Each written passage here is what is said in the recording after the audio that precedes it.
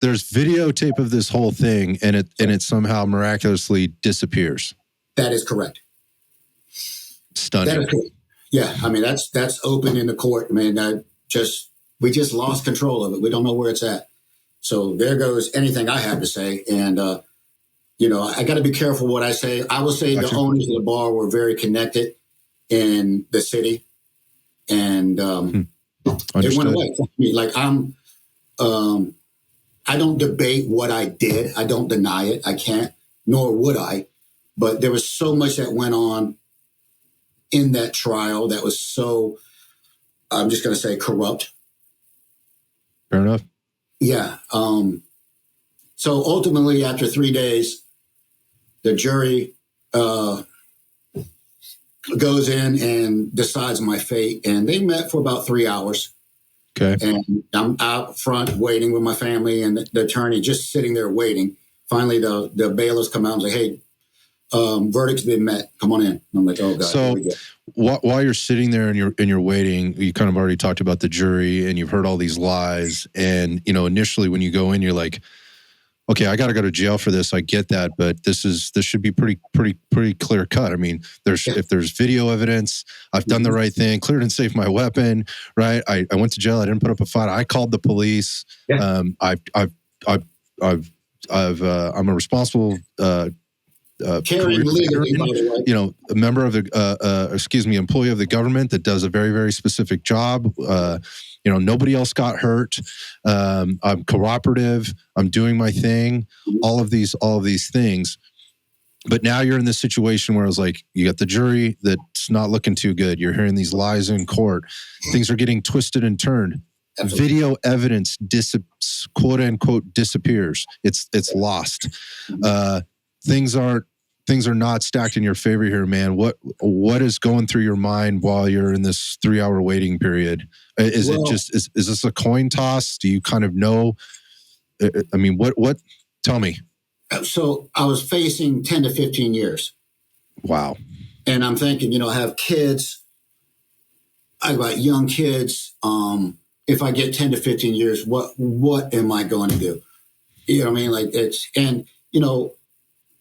knowing in my head that I did the right thing and I'm maybe facing 10 to 15 years is something I don't know. Fathom.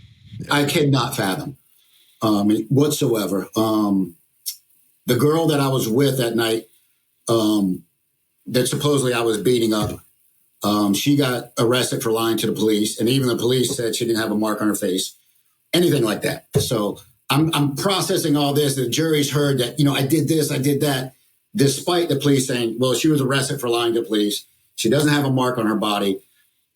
I'm a boxer. I've been in martial arts my whole life. But the jury heard that a woman got hurt. Mm-hmm. Doesn't matter what was proven. It's what's lingering in the jury's mind. And the prosecutor was very good at it. You know what I mean? Very good. She even said, well, the reason she doesn't have a mark on her is, like when you bump your shin at night, when you wake up and go to the bathroom, get some drink, you don't see a bruise till the next day. That's what happened here. And I'm like, wow, I'm a 200-pound man. You know what I mean? Like, not the toughest guy in the world, but, if I'm going to be beating on a woman, I don't take any pride in this. There would be marks, right. And there was, so she was arrested anyways. So I'm thinking of all these things in my head, like, okay, what are they thinking? What's going on? And just sitting there, like, am I walking? Am I going home? What's going to happen here?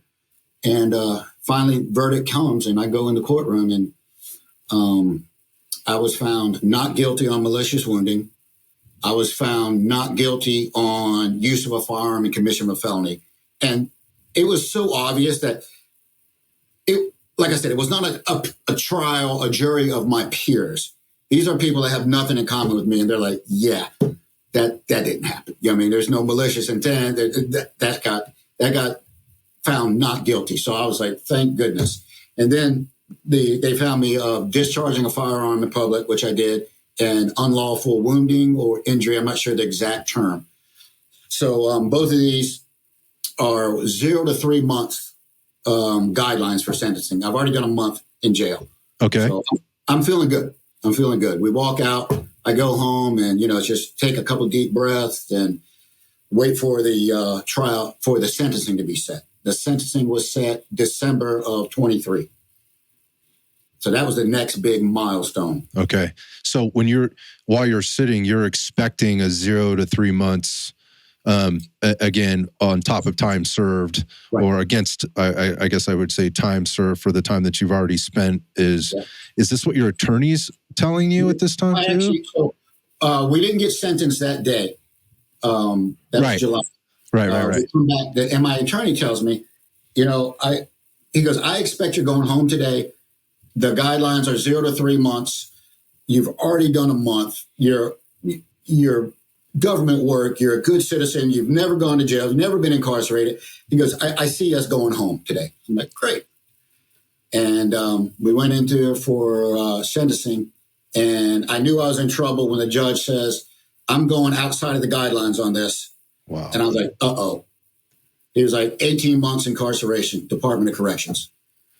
And I was led out of the courtroom then and there, and my journey began. Shocked, I'm sure. Dumbfounded. Like, I cannot believe what's going on. My family's there, everybody's there, and they're just like, not prepared for this. Right. And then, I made sure I didn't show emotions. It was big boy time. You know what I mean? Like, I got you. There's nothing you can do at this point. Mm-hmm. 18 months Department of Corrections, which means I'm going to prison. I'm not going to stay in a city jail for too much longer, and off I go. And so this is a felonious charge. Yes.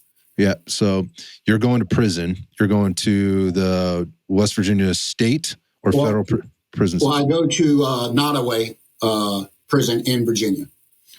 Okay. Yep. Obviously. That was the first place, and then I go to St. Bride's. So we're stepping up the level of what you'd already been through for that first month. Absolutely. And I think this is where things get really wild in terms of the exposures that you had and the things that you discovered when you were there. I mean, I heard what you said there about, trying, like, okay, this is the decision. I need to switch over to being prepared for what I'm about to go through. You're a dude that's been through a lot of things, seen probably a lot of things that people can't even imagine.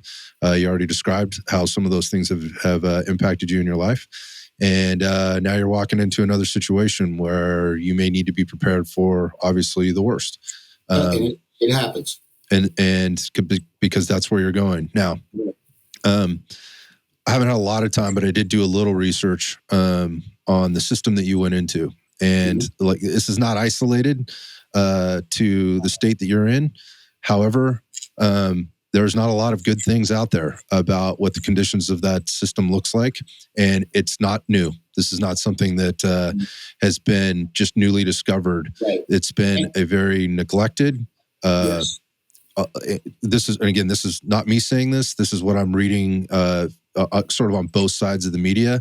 People that are trying to be pro Department of Corrections there to try and make change maybe for the positive. Whatever their intentions are, I don't really know. This is just what I've been able to gather. And then there's the other side of it where people are like, no, this thing is a total mess. It has been. There's corruption. There's the rate of death there is like 50% higher than it is in any other prison in the United States, any other prison system in the United States. This is not a good situation, Carl. No. This is. Did you have any clue or any idea going in what you might be getting into? Not at all. I was prepared for the violence. I knew that was going to happen. What I was not prepared for were the drugs. Drugs, like I've never done drugs in my life. I've never seen so many drugs as inside the correction systems. The corruption, the gang members, violence for violence. You know what I mean? Like I perpetrate violence on behalf of the United States and had no issue with it whatsoever. But just violence for violence, I don't. You know what I mean? With no cause, no conscious decisions, just violence, drugs, prostitution was big. It was Nottoway was a mess.